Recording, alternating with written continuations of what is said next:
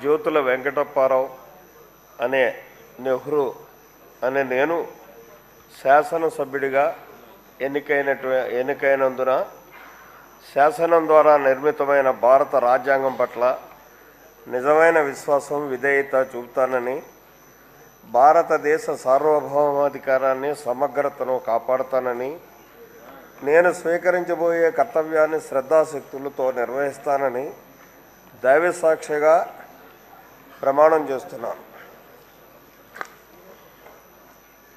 ఆంధ్రప్రదేశ్ శాసనసభ సభ్యుడినైన